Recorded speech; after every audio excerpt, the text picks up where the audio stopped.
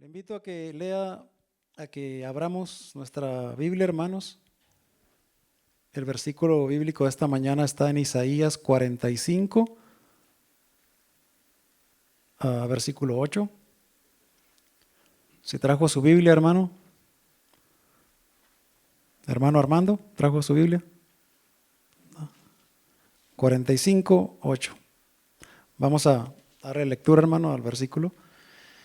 Y dice: rociad cielos de arriba, y las nubes destilen la justicia. Ábrase la tierra, y produzcanse la salvación y la justicia. Háganse brotar juntamente. Yo, Jehová, lo he creado. Amén. Le damos paso a nuestro hermano Raudel, que es el que va a traer la palabra de Dios, y deseamos que Dios lo use y que ponga un espíritu en nosotros de escuchar. Hola, hola a todos. Qué alegría, ¿verdad? Tenerte aquí con nosotros, en familia. Dios bendiga y siga bendiciendo tu vida, porque estamos agradecidos, ¿verdad? Con Dios por su presencia, por ese amor fraternal que nos tiene, ¿verdad? Entonces, quiero darte la bienvenida y también le enviamos un caluroso saludo a todos los que siguen los videos en YouTube de la Iglesia Centro Cristiano de la Comunidad. Entonces, familia, tanto los que estamos aquí como los que ven, te voy a pedir que prepares tu corazón, que prepares tu mente para recibir lo que Dios tiene para nosotros. ¿Amén? ¿Sí? Y como siempre, sé que me prestas tu atención, así que nuevamente yo sé que lo haces y vamos a concentrarnos para ver lo que Dios tiene para nosotros. Amén. Muy bien, familia, así como estás, por favor, te invito a que inclines tu rostro. Vamos a hacer una pequeña oración. Querido Dios, gracias por tu presencia. Pedimos que tu Santo Espíritu tome control de mí primeramente, de las personas que ven el video y de los que estamos aquí. Que nos abras el entendimiento espiritual para recibir tu palabra, la reflexión de este día. En Cristo Jesús oramos y decimos amén. Muchos sabemos que Dios nos ama, que su amor es perfecto e incondicional, ¿verdad? Siempre busca el bienestar de su creación. Ese es uno de sus atributos. Es un amor incomprensible que no depende de la fidelidad humana. Lo interesante es que la Biblia no dice que Dios tiene amor. La Escritura dice que Dios es amor. Todos conocemos sobre el amor de Dios, ¿verdad? Se habla mucho del amor de Dios, cosa que es cierto. Nos ama con un amor perfecto, incondicional, incomprensible, que no depende tanto de la fidelidad humana.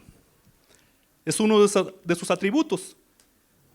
Pero hay otro, de su atributo, que Él es un Dios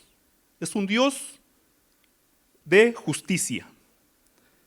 Eso significa que Él siempre hace lo que es correcto y da a cada uno lo que merece. La justicia no es algo que Dios hace, es lo que Dios es. Así como Dios es amor, Dios también, ¿qué dijimos que es? Justicia. Son solamente dos de sus atributos de Él. Y vamos a ir desarrollando la plática para ir descubriendo de qué manera Dios es amor y es justicia. Estos dos atributos son el fundamento mismo del gobierno del universo y forma parte del carácter de Dios. Dijimos que ¿qué? Amor y justicia. Son el fundamento mismo del gobierno del universo y que dan forma al carácter de Dios. Dice el Salmo 89, 14. Te voy a pedir que si quieres leerlo o anota la cita. Salmo 89, 14. La Escritura, la letra dice: justicia y juicio son el cimiento de tu trono. Misericordia y verdad van delante de tu rostro. Tremendo.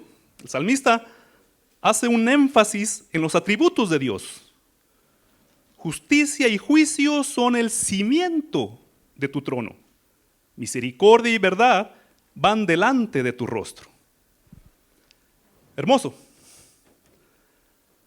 Ahora, familia, hay algo que nos separa del Dios amor, que nos separó desde un principio y también en este tiempo, algo nos separa del amor de Dios. ¿Y qué es? Por ahí se escuchó, el pecado. Dice Isaías 59:2, son sus pecados los que los han separado de Dios. A causa de esos pecados, Él se alejó y ya no los escuchará. Tremendo. Isaías nos hace ver que hay una separación entre Dios amor y su creación. ¿Qué es qué? El pecado. Nada más para ubicarnos un poco, ¿cómo entró el pecado? Si vamos al inicio de la creación, Dios dejaba bien claro sus instrucciones después de crear a Adán y a Eva. Delega algunas tareas para obedecer. Pero sabemos la historia. ¿Qué pasó? Ellos desobedecieron. Y eso creó una división entre nosotros y Dios. Hasta la fecha. Esa desobediencia de ellos nos afecta a nosotros. Y hubo una separación entre Dios y su creación, el pecado. Y en sí, no fue en sí el comer la fruta, que mucha gente piensa que fue una manzana. Pero la Biblia no dice que fue una manzana el fruto prohibido. ¿Sí? Dice que el fruto pudo haber sido otro fruto.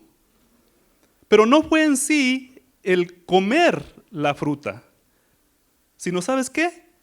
Fue la desobediencia a un mandato, una ley.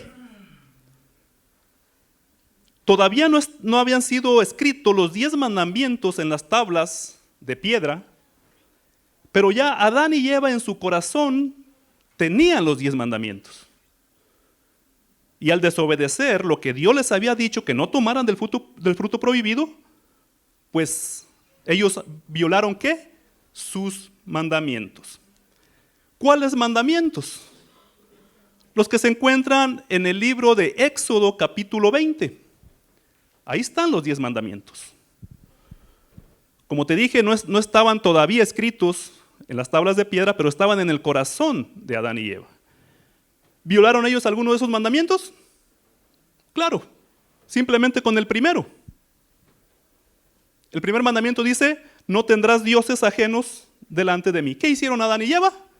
Le dieron la oportunidad o se dejaron engañar por la serpiente, automáticamente estaban poniendo a Dios en otro lugar y estaban adorando ¿qué? Otro Dios. ¿Verdad? ¿Codiciaron? Claro. Codiciaron lo que no debían de codiciar. Ahora, ¿qué es el pecado? Para irnos entendiendo bien en la plática, la Biblia directamente lo dice en Primera de Juan, ya en el Nuevo Testamento, allá una de las cartas del apóstol Juan, Primera de Juan capítulo 3, verso 14, dice, todo el que comete pecado quebranta la ley. De hecho, el pecado es ¿qué? Transgresión de la ley. Muy bien, vamos sentando las bases. Pecado es ¿qué? Quebrantar la ley. ¿Cuál ley? La de los 10 mandamientos. ¿Alguna vez has mentido? ¿Has tomado algo que no es tuyo? ¿Has codiciado? ¿Has deshonrado a tus padres y a tu madre? Mejor no le seguimos, ¿verdad? Porque sí, los hemos violado, los mandamientos. La ley tiene la intención de mostrarnos el pecado. La ley tiene la intención de mostrarnos el pecado y de hacernos ver que estamos mal. Si tú quitas la ley,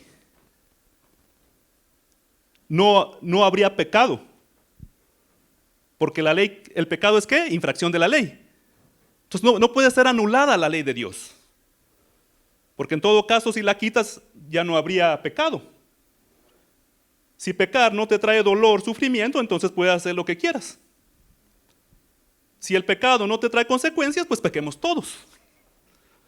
Pero no. Por eso está la ley.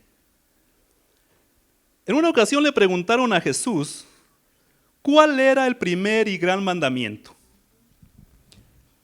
Y Jesús le contesta, amarás al Señor tu Dios con todas tus fuerzas, con toda tu mente, con todo tu corazón.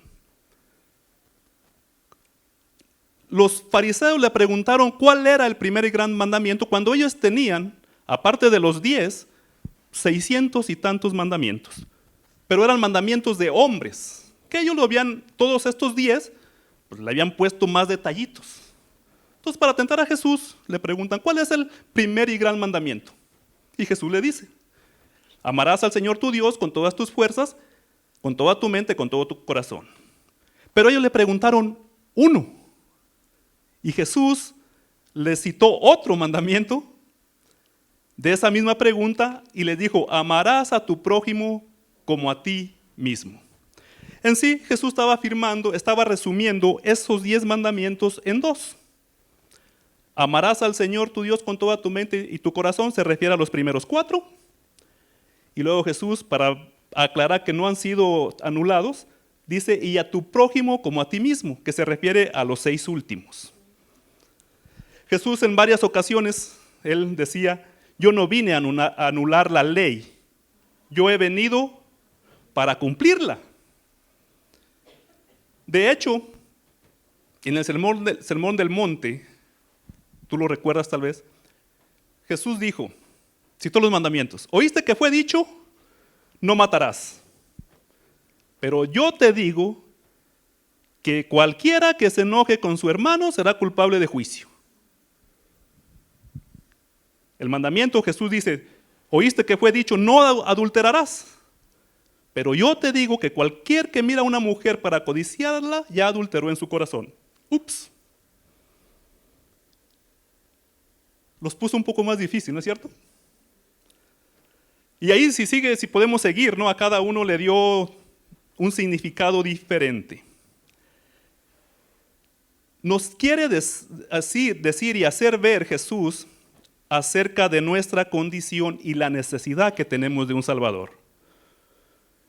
Cuando dio el Sermón del Monte y citó más profundo el mandamiento, lo que nos quiere enseñar es que, bueno, número 1, tú y yo estamos fritos. Y Jesús nos está haciendo ver, no, tú no puedes cumplirlos por tus propias fuerzas. Porque Jesús nos estaba enseñando la necesidad que tenemos de un Salvador viendo nuestra condición. Porque el corazón del humano, ¿qué es? Malo. Muy bien. El pecado es un problema universal. No tenemos las fuerzas suficientes como para quitarlo, ni somos lo bastante buenos como para borrarlo. El pecado infecta a la persona entera, desde los ojos hasta los pies. Y no solo contamina a cada ser humano, sino que contamina al ser de cada humano. Es una enfermedad mortal. Trae destrucción a nuestra vida. El pecado nos ha sentenciado a una muerte lenta y dolorosa. Y si vamos un poquito al inicio, podemos ver por qué Dios pedía sacrificio de animales para el perdón del pecado. No era una tradición cruel, ni una costumbre antigua sin sentido, porque todos sabemos en el inicio que Dios pedía un sacrificio de animales, ¿para qué? para el perdón del pecado. Entonces no era ni una tradición cruel, ni una costumbre antigua sin sentido. Dios estaba usando algo visible para enseñar una verdad eterna. El pecado no se resuelve solo con decir perdón, porque su consecuencia es la muerte. Ante Dios, cada pecado exige un pago de vida. No te distraigas. La Biblia dice claramente que la paga del pecado es muerte. No es que Dios castigue por enojo, porque vimos su atributo. Él es amor y es justicia. Entonces no es que Dios castigue por enojo, es una ley espiritual que no puede romperse. Donde hay pecado, alguien debe pagar el precio.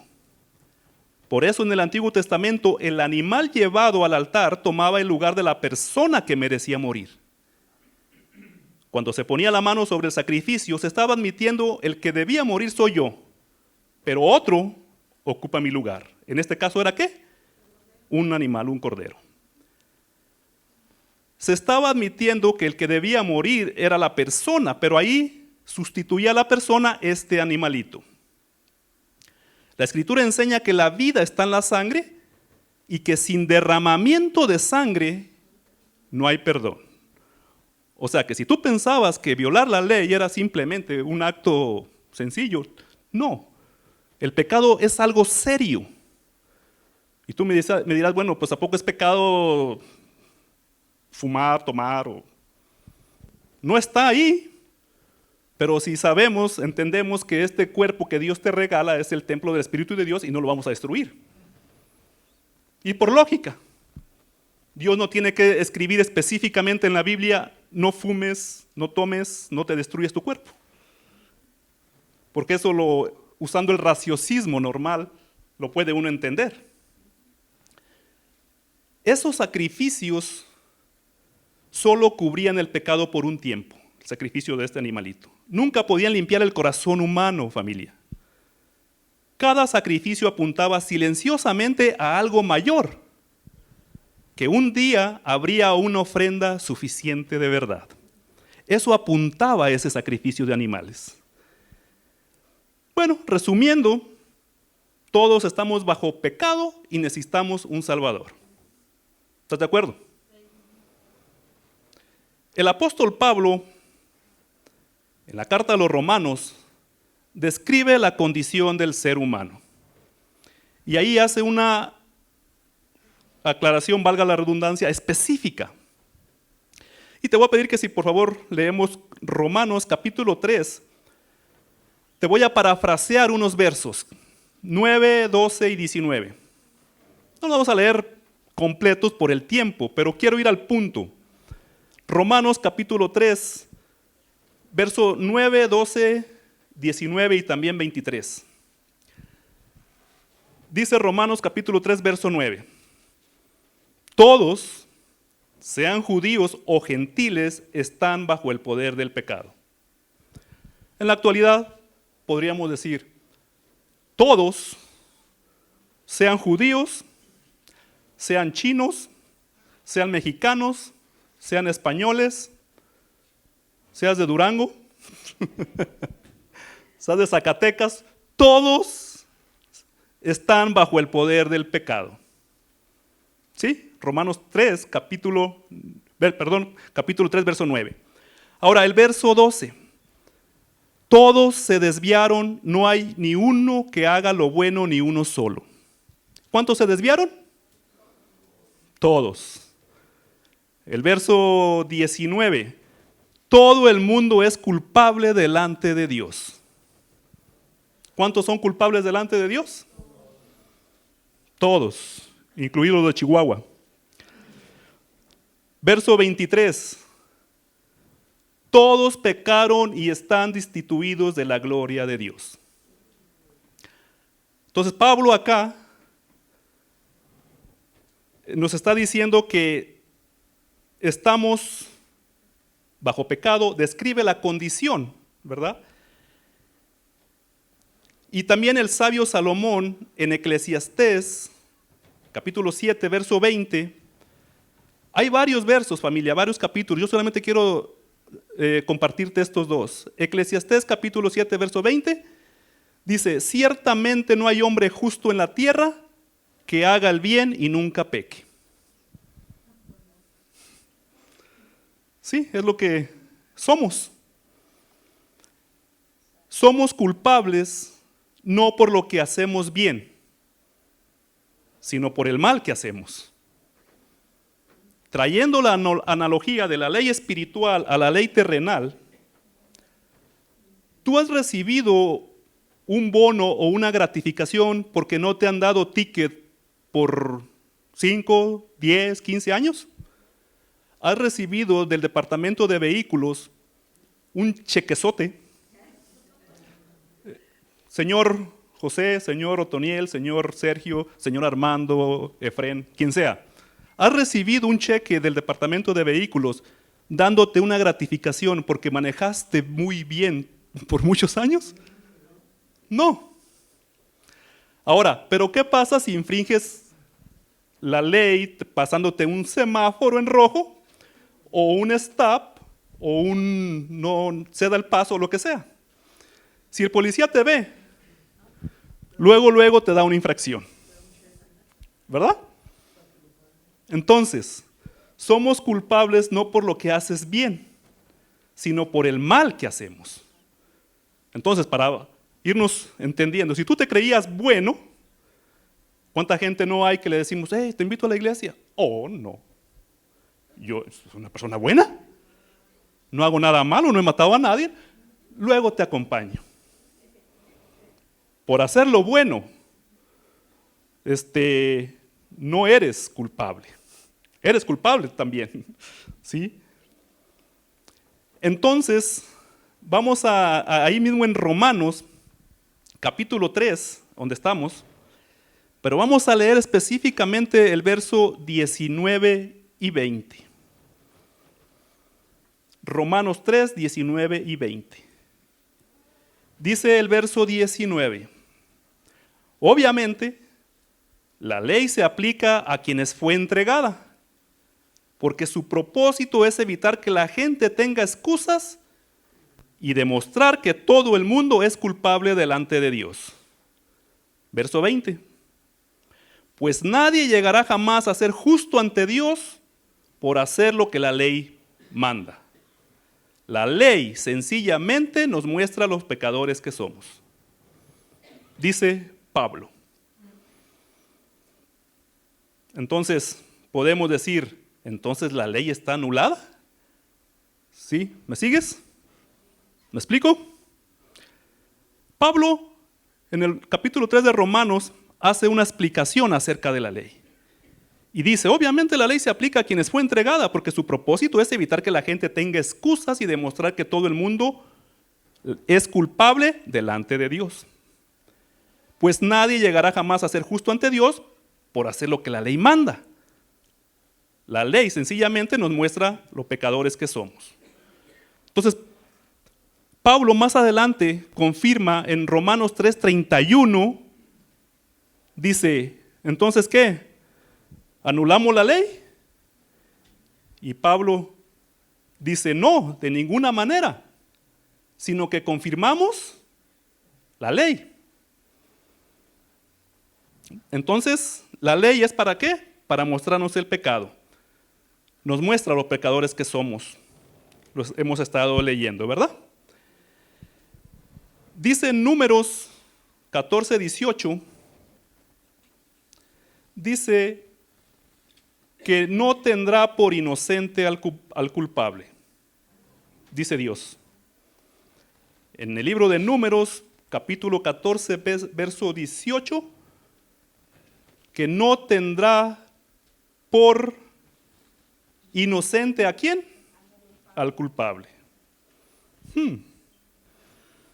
Ahora, si Dios es justicia,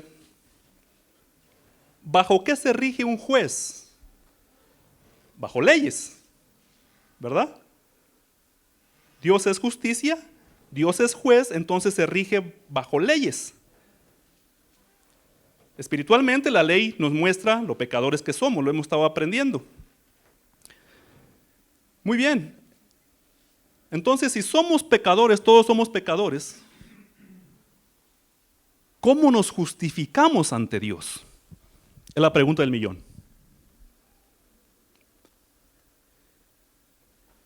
Dice Job en el capítulo 9, verso 2,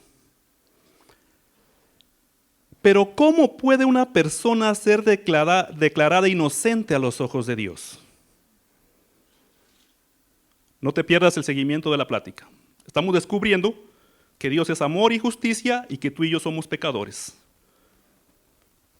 Entonces, ¿cómo nos justificamos ante Dios? Y Job, en el capítulo 9, verso 2, dice, ¿cómo puede una persona ser declarada inocente a los ojos de Dios? ¿Cómo se justifica el hombre con Dios? Y luego Job 25:4 dice, ¿cómo puede un mortal ser inocente ante Dios?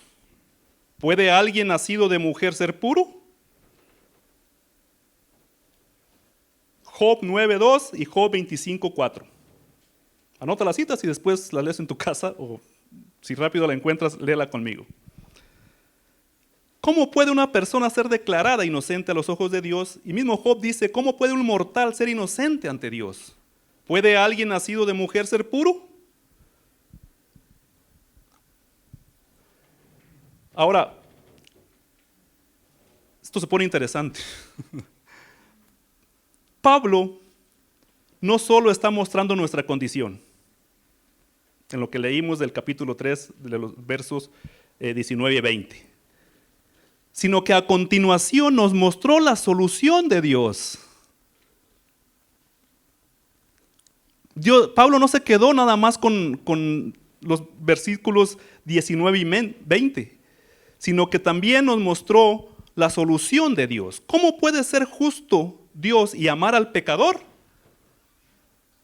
¿Cómo puede ser amoroso y castigar el pecado? ¿Cómo puede satisfacer sus reglas y perdonar tus errores y mis errores? ¿Puede un Dios poderoso amar y castigar el pecado? ¿Puede un Dios amar al pecador y castigar al pecado? Vamos a descubrirlo. Ahí mismo en Romanos, pero ahora, ahí mismo en el capítulo 3 de Romanos, pero ahora el verso 21 y 22, Pablo usa dos palabras. Te voy a dejar tarea.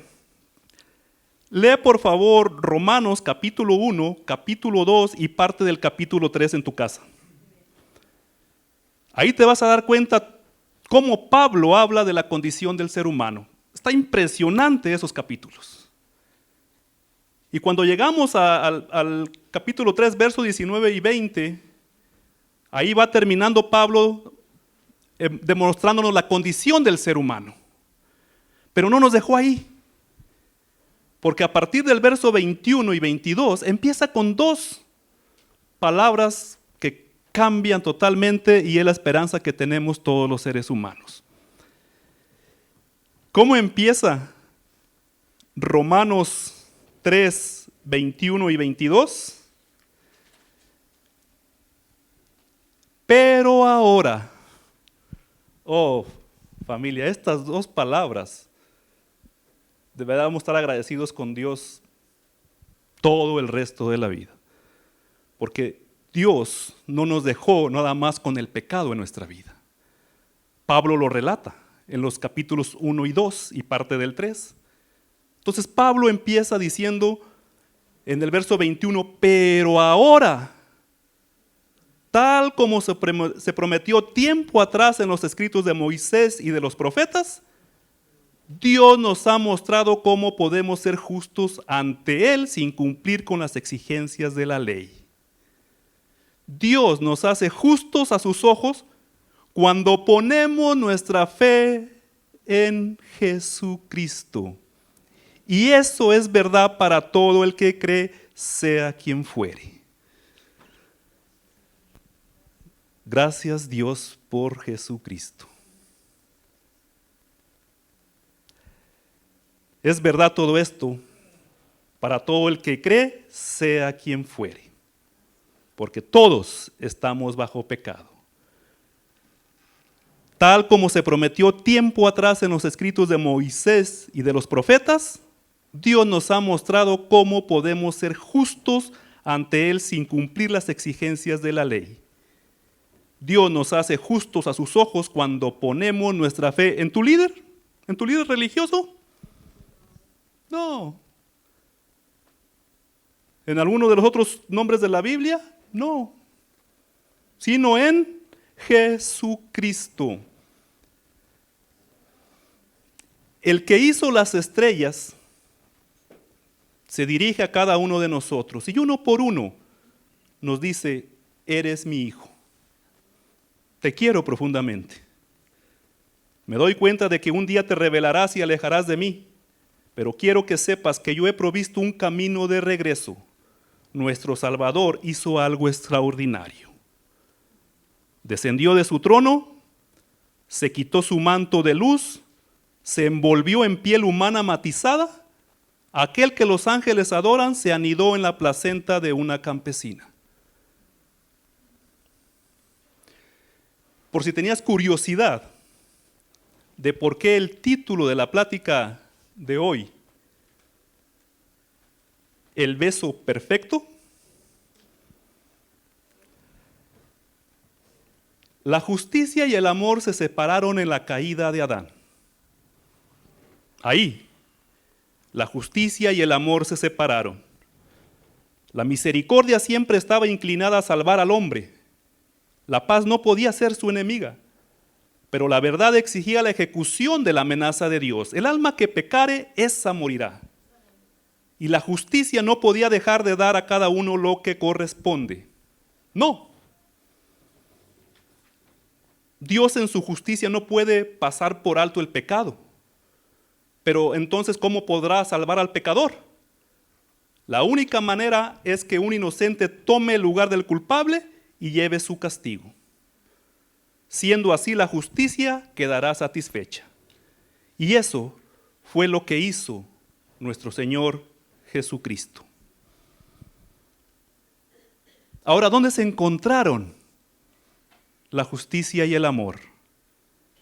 En Cristo Jesús. Cuando se reconciliaron, porque eso se separaron en la caída de Adán. Entró el pecado. Se encontraron en Cristo Jesús. Pero ¿cuándo fue cuando se reconciliaron? Cuando Cristo derramó su vida en el Calvario. Ahí la justicia y el amor se encontraron. Dice el Salmo 85:10. La misericordia y la verdad se encontraron. La justicia y el amor se besaron. Está en la Biblia. Si tú creías que una historia romántica de Romeo y Julieta, no, esta es una historia romántica. La misericordia y la verdad se encontraron. La justicia y el amor se besaron. El beso perfecto.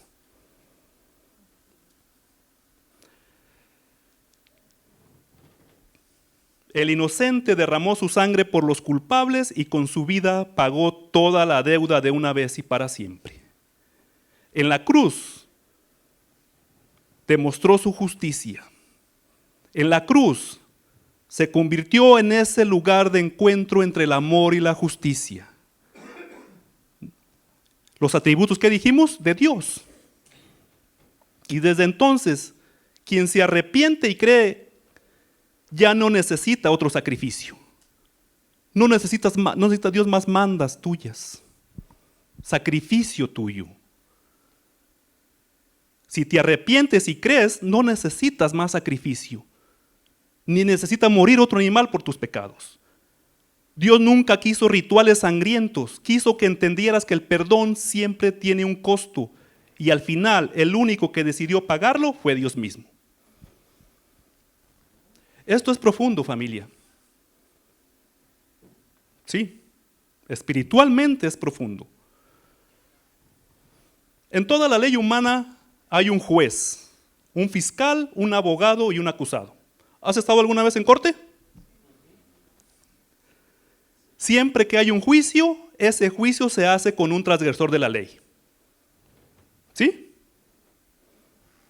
El fiscal es el encargado de recordarle al juez que se aplique la justicia sin justificación para que se pague el delito y no sea burlada la ley.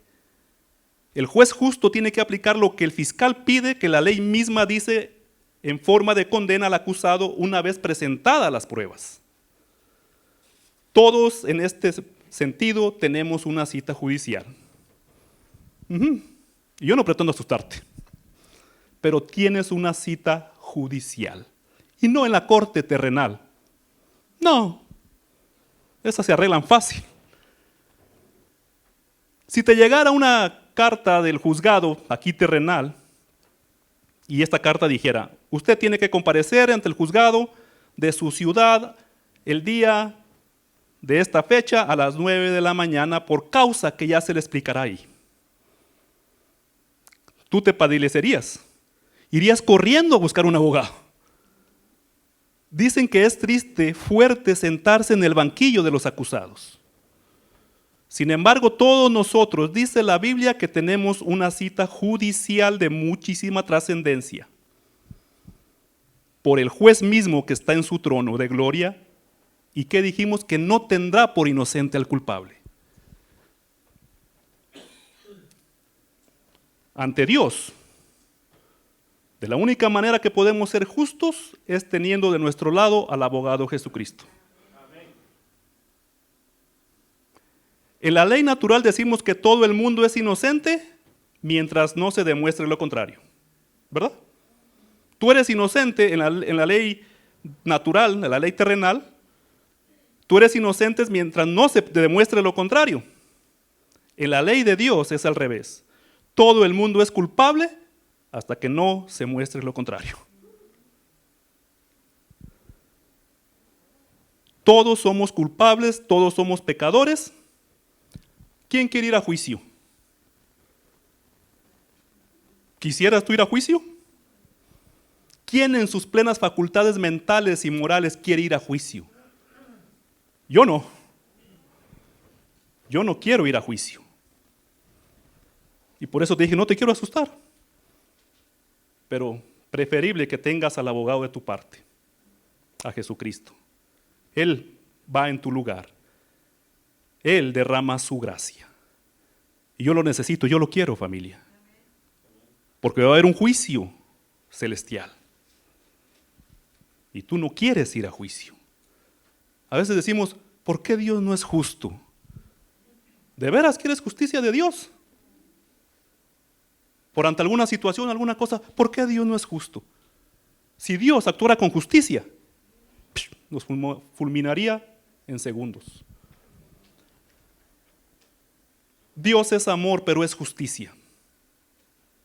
Si tú hoy no recibes la gracia y la misericordia de Dios, vas a recibir justicia. ¿Me explico? ¿Tus oídos están despiertos espiritualmente? Dios es amor, pero es justicia. Y si tú no recibes la gracia y la misericordia de Dios, vas a recibir justicia. ¿Y qué cosa es justicia? Darte lo que mereces. Los que aceptan a Cristo reciben gracia.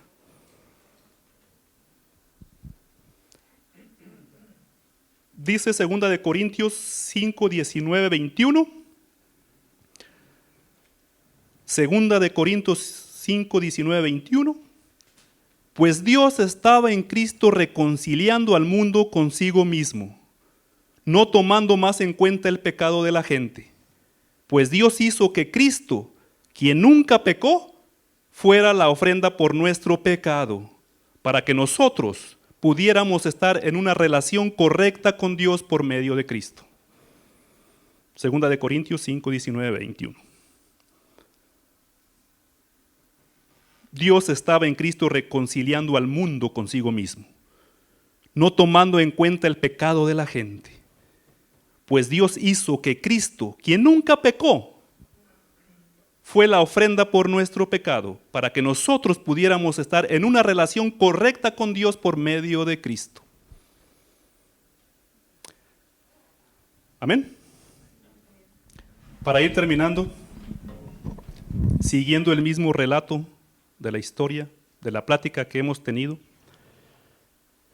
había una vez en un país lejano un antiguo rey conocido como el más amoroso y el más justo que jamás existió. Un día se descubrió que alguien estaba robando de su tesoro real. Y como este rey era justo, decretó que quien sea descubierto robando recibiría 10 azotes en público. El crimen continuó, se siguió robando y finalmente decretó que la sentencia final para el que fuese encontrado culpable serían 40 azotes en su espalda. Que por cierto, 40 azotes implicaba básicamente una sentencia de muerte. Con el tiempo, se descubrió que la ladrona era nada más y nada menos que la hija del mismo rey. Ahora el dilema era el siguiente: ¿cómo el rey más justo y amoroso podría matar a su propia hija? Por un lado, si la perdonaba, ¿cómo sería un juez justo? Pero por otro lado, si la castigaba, ¿cómo sería un rey amoroso? Lo que pasó después, nadie lo esperaba. El rey, después de pensarlo unos segundos, no tardó mucho, dijo: la ley es clara. Se ha cometido un pecado, entonces debe haber justicia. La hija entonces fue atada sobre la mesa del verdugo para ser castigada. Y cuando el verdugo levantó el látigo para pegarle, el rey gritó: ¡alto! En ese momento el rey se levantó, caminó hacia su hija, la abraza y procede a cubrirla con su propio cuerpo, cubriéndola por detrás con su espalda. Y procedió a decirle al verdugo: ahora azótala. El verdugo, confundido en ese momento, dijo: no puedo azotarla a ella sin azotarte a ti, oh rey. Azótala, dijo el rey. Y en ese momento 40 azotes cayeron sobre la espalda del rey que estaba cubriendo a su hija, hasta que el rey murió y la hija quedó libre. Eso es lo que pagó, eso es lo que pasó contigo y conmigo. Eso es lo que pagó Cristo. Porque Dios es justo, el castigo por el pecado y el tuyo y el mío debe cumplirse, pero porque Dios es amor, Él mismo fue quien lo pagó. Estas son las buenas nuevas del Evangelio. Esto es lo que anunciamos, esto es lo que predicamos. Jesús no sufrió como un pecador, se hizo pecado por nosotros. ¿Entiendes esto? Dios no sufrió como un pecador, se hizo pecado por ti y por mí, para que tú y yo fuéramos justos ante el Padre. Primera de Pedro 3:18, voy terminando, porque Cristo murió por los pecados de una vez por todas, el justo por los injustos, a fin de llevarlos a ustedes a Dios. Él sufrió la muerte en su cuerpo, pero el Espíritu hizo que volviera a la vida. Después de esta plática, ¿cómo deberíamos responder a esto que hemos escuchado? ¿Cómo deberíamos responder al gran amor que Dios nos tiene? A que Él se hizo pecador por nosotros.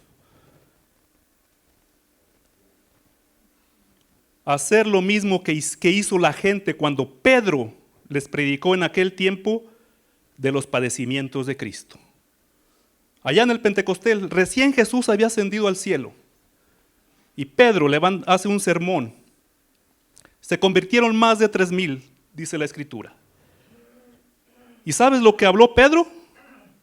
Simplemente explicó los padecimientos de Cristo.